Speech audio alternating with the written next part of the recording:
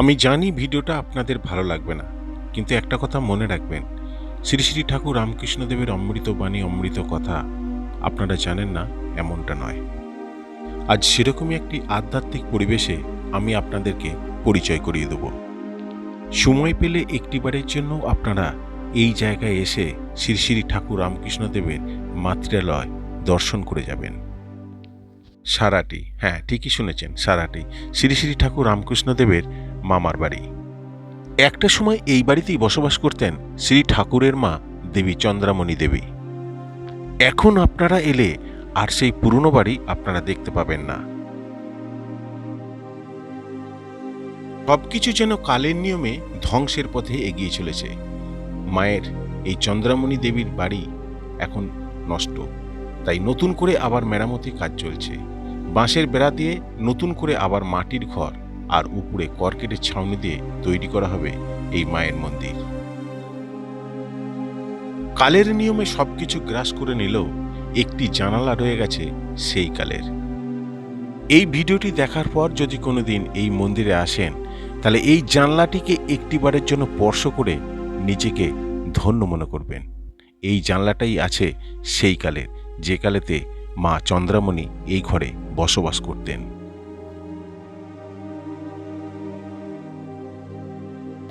আমি এখন যে জায়গাটায় রয়েছি সেটা হচ্ছে একদম সেই পবিত্র ভূমি যেটাকে বলা যায়।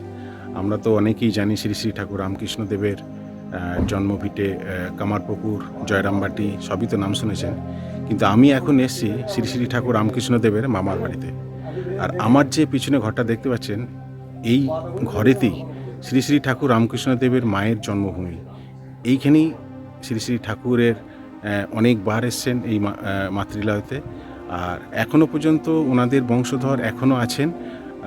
আমি যতটা সম্ভব পেরেছি আপনাদেরকে একটু শুনিয়ে দেওয়ার চেষ্টা করব। ভিডিওটা সম্পূর্ণ দেখুন, ভালো লাগলে একটা কমেন্ট করে অবশ্যই ধন্যবাদ জানাবেন।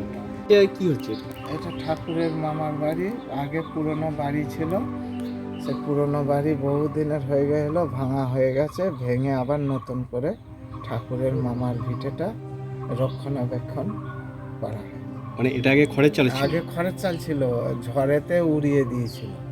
আচ্ছা, আর এইটাই শ্রী শ্রী ঠাকুর রামকৃষ্ণদেবের হ্যাঁ, মা ঠাকুর এখানে এসেছিলেন। এখানে এসেছিলেন। হ্যাঁ, এইটাই মামার বাড়ি। এইটাই মামার বাড়ি। ঠাকুর মা এইখানেই জন্মগ্রহণ করে। এইটাই জন্মভিটে।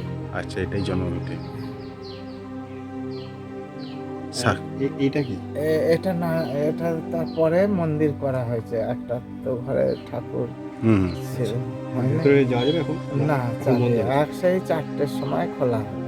যে সব বেলুর মঠে যেমন নিয়ম সর্বমঠে, সেরকম এখানেও সেই একই নিয়ম। কটায় সকালে খোলা হয়? সকালে খোলা হয় 4টের সময়। না, সকালের দিকে মানে ভোর 4টে? ভোর 4টে খোলা হয়, আর পুজো হয় 8টায়।